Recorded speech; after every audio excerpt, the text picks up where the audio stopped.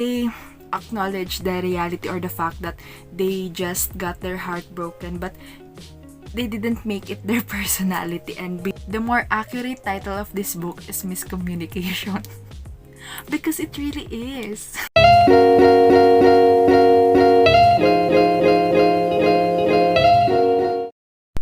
Hello everyone, welcome to my channel. This is Sinag and welcome to a new video. So in this video, we're going to review all the 5 books that I have read yesterday. So I'm kind of having a great reading experience right now, and I've been reading and finishing a lot of books in a day, and I just wanted to review them here because these books I haven't really had any themed reading vlogs to insert them into. And to be very honest with you, I kind of don't have the desire or the motivation to do reading vlogs. So right now I'm much more leading to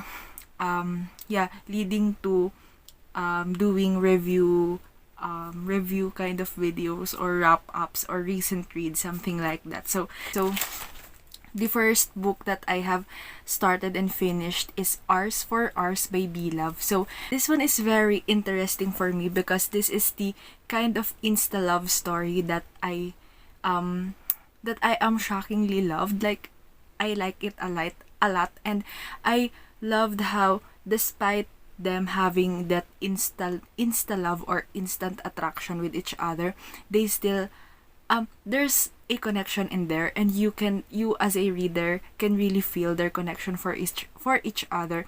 And aside from that, they have another thing going on with their individual lives aside from their attraction for each other. And I really appreciated that, and I really because this one is a novella, and I really appreciated how Love writes this main characters, Raphael and Monroe, because she was able to include their life story and their struggles as an individuals, while also writing a very steamy and very chemistry heavy, or you can still really feel the connection between the main characters. The balance between those are really not shocking, but are really surprising to read, since I didn't expect that in a novella, or appreciate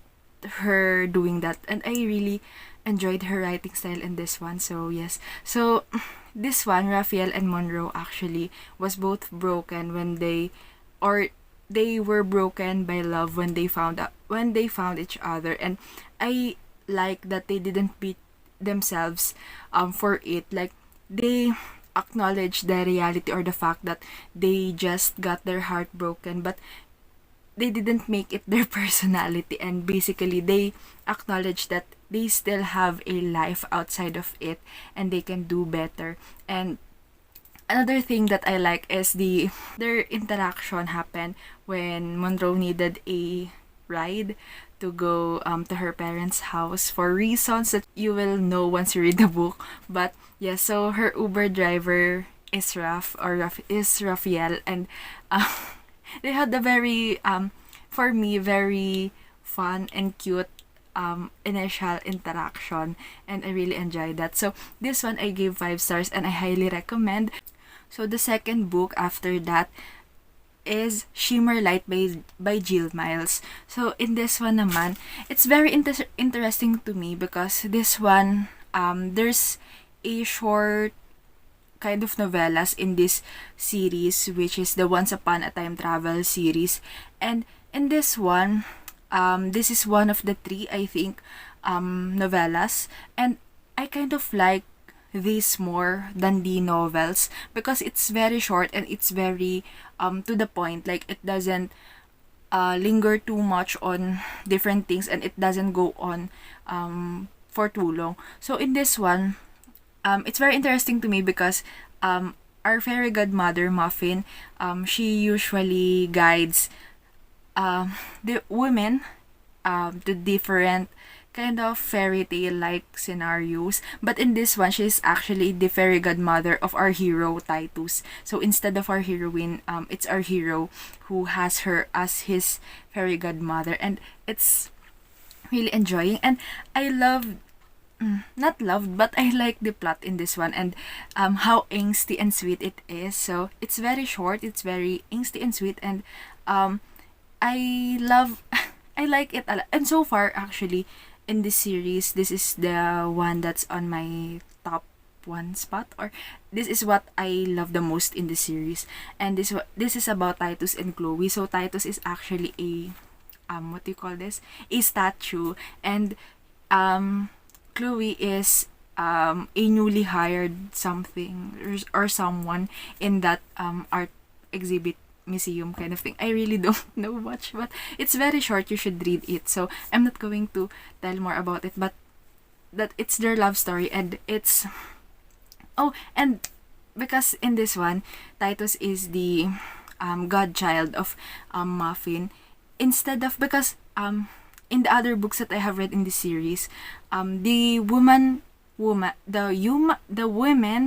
in the modern world were transferred into the past. So, but in this one, Titus is from the past, and he was transferred or transported into the present. So yeah, so I really enjoy this one because it's a different take on the time travel aspect and the fairy tale and time travel combination element in this series. So it's a 5-star read. And aside from that, I just wanted to talk about the selfless love thing in this one, because in this one, for Titus to be able to become a human, Chloe needed to do something selfless to show that she really loves him. And I really like that that idea of selfless love. And if you really love that person, you would want what's best for that person. The third book that I have read is The AI Who Loved Me. So I actually listened to it, and it's written by Alyssa Cole, and I thought at first it is a contemporary romance novel, but at the second half of this book, it turned to a different path. Like, it becomes a sci-fi action kind of thing, and I'm still not really on board with that. But for me kasi, what I did, because I like the first half of this book. I love the domestic element in this one. I love how they interact. I actually forgot or the names of our main characters in this one, but I love their interaction with each other. Because in my head, this one was in a in the future. So AI or biosynthetic beings were mingling together with the humans. So that's what I assumed, and I assumed that it's just like their day-to-day activities and just falling in love like that. But then it turns out to be I really can't describe it, but it turns out to be a sci-fi. So like that. And as someone who don't like sci-fi is like it's not, I don't hate sci-fi, but I have I usually don't like the books that I've read from it, because in general I find it boring. And in this one, upon knowing the sci-fi, or upon the transition from contemporary romance to sci-fi, it bores me. And to be honest with you, the transition is very jarring, and it's surprising because for me, because I didn't anticipate it. For me, it's very surprising because it feels like there's a complete 180. Like, I don't know, I feel like it was not built up well. And because I never once, though I can see, upon reflection, I can tell that there are some nuggets in there that indicates a possible scientific or sci-fi thing to happen in the second half, but I didn't expect it to be entirely sci-fi, and I really don't enjoy it. And yeah, so that's why I give this book 3 stars, because execution is very different from what I expected it to be, though it's not the book's fault, but I really thought it's a contemporary romance. I think I like what I expected more than the actual book, or at least the second half of the book, because um that's what really lowers the rating star for me. So it's a 3-star read for me, and I don't know if I want to recommend this, but if you want to try, then why not? And if you wanted to see how how the transition happened from being a romance to a sci-fi, you can try to read this, but it's just an okay book for me. The next book that I have read, it's A Princess in Fury by Alyssa Cole. In this one, actually, let me just say that I have contemplated reading any books from this series because I don't like royalties. And actually, I don't know right now if I really don't like it, because I'm making a huge trope list with all the tropes that I have encountered in the books that has that tropes. And so far from what I'm seeing, because I'm not done with it, the books that are in the royalty tropes are okay, are books that I really like. I gave them either 4 or 5 stars. So I kind of thinking, where did I get the notion that I hated royalties in books? Because so far from what I have read and what's in the list that I've made, the royalty books I gave either 4 or 5 stars. So except for this one, because this is not a 4 or 5 star book.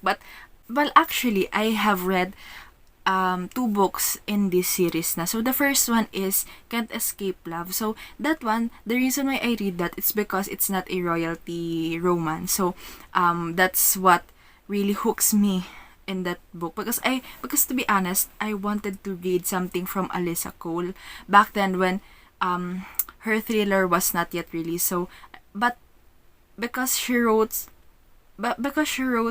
or she writes royalty romances, which I have the notion that I don't like, I kind of shy away from her. But since reading Can't Escape Love, I kind of like her writing style and I like the characters in that one. Anyway, it's not a review of Can't Escape Love. But after that, I read Twice Ghosted, Once Shy, I think. And that one is a direct, that one, there's no royalty romance in there, but the main character, or at least one of the main characters, is connected to the prince in this first book. So I really can't, and that one I gave 2 stars, because to be honest with you, I really can't remember what happened in that book and what's my review with that book. I highly suggest that you just go to my Goodreads if you really wanted to know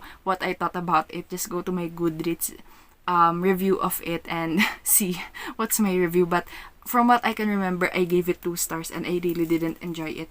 And so now we're in the present. I finally read the first book, which is A Princess in Fury, and to be honest with you, I kind of like the first half in this book.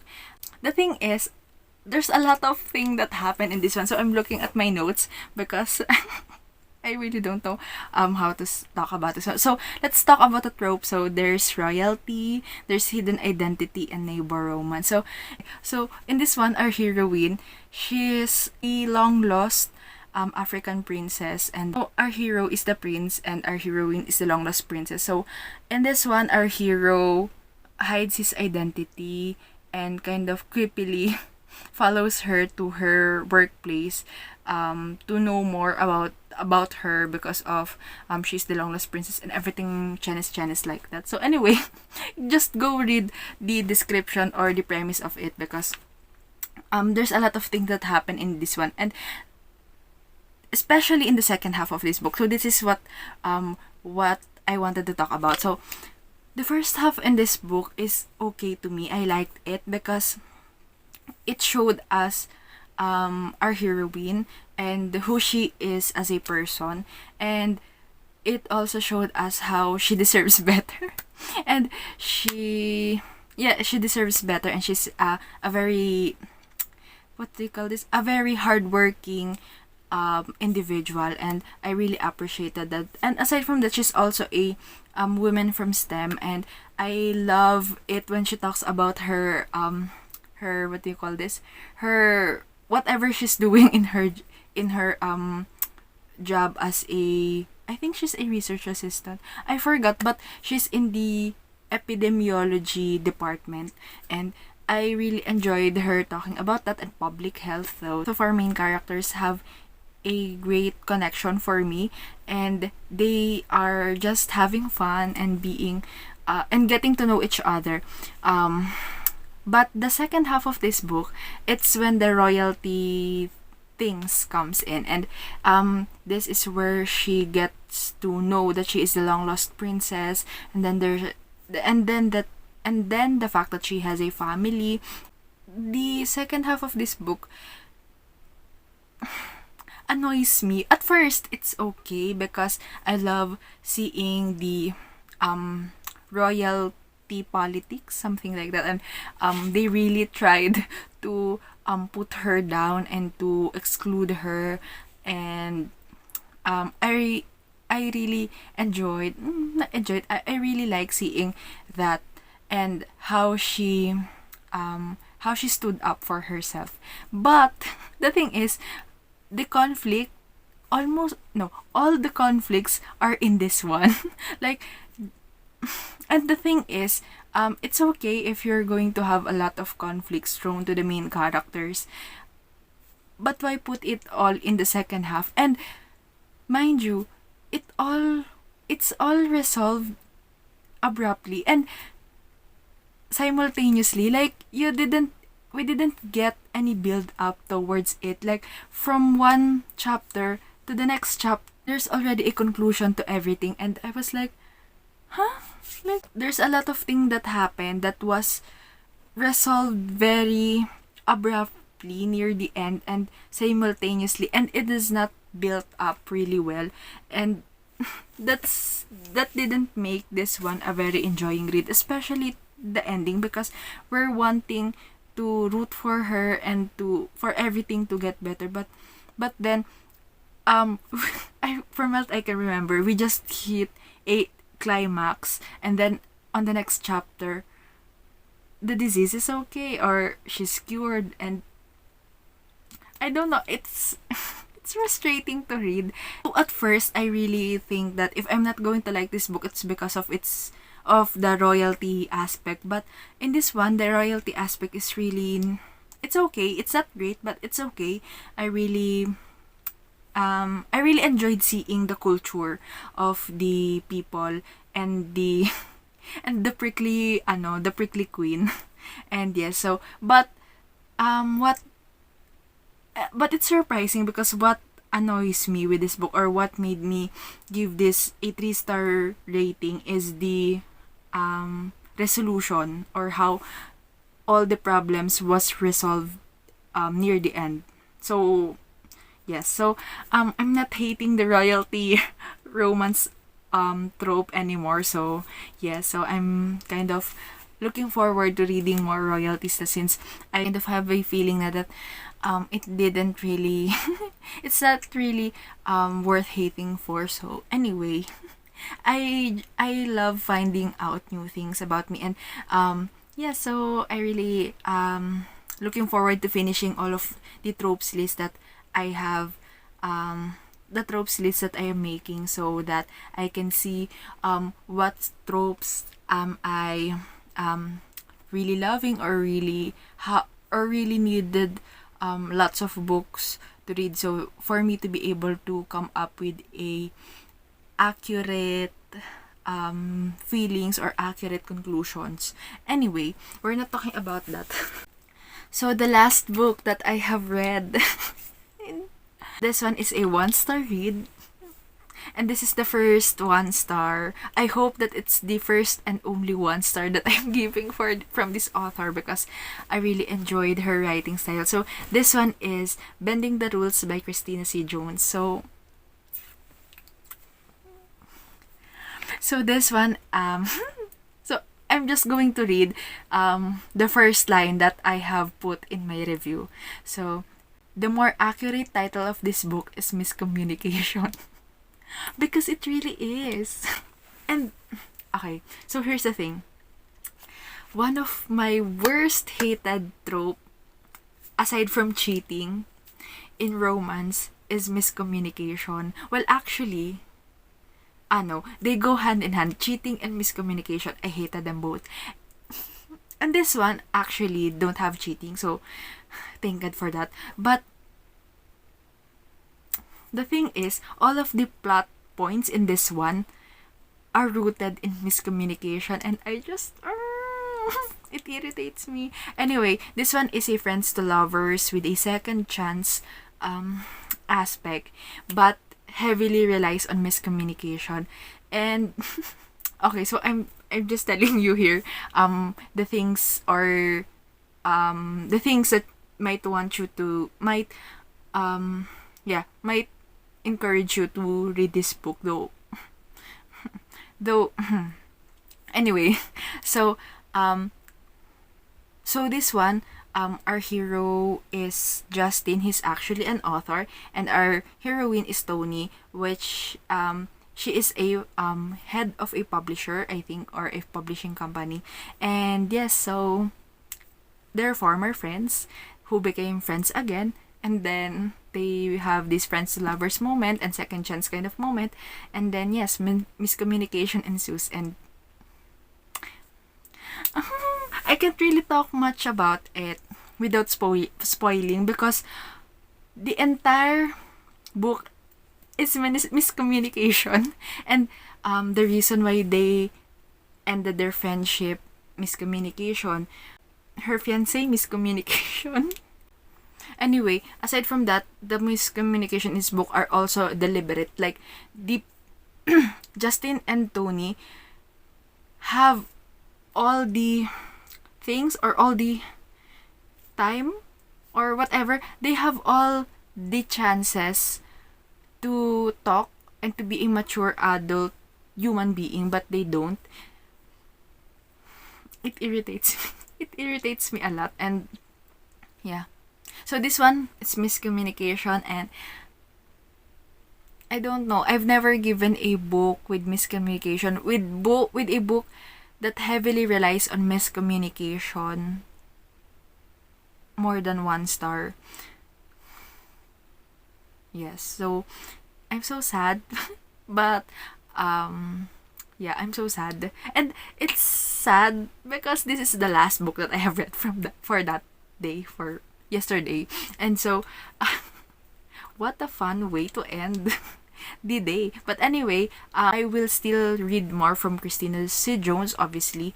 And from this series, it's, I think, the Wright Brothers series. I forgot. But I would still read more from her because I enjoyed her writing style. In this one, her writing style are great because I finished the book. So it means that her writing style at least made me wanted to finish the book because I really enjoyed her craft. But the actual trope used, it's a no for me. So anyway, that's all for this review video. And yeah, so it's kind of hot in here na, so I'm going to stop. Anyway, thank you for watching this video and I hope you like it. Please comment down below if you have any royalty romance recommendation that you know that I would love. And please don't put any YA or middle grade, mostly YA, royalty things or royalty romance in there because I don't read YA. So I want an adult romance. If you like this video, don't forget to like or click the like button down below, as well as the subscribe and the notification bell for you to be able to see the videos that I upload firsthand or immediately once I obviously upload it. So, and I upload videos every Saturday. And that's all for me. Thank you for watching again. This is the third time that I thank you. Anyway, that's all for me for this video. Bye-bye!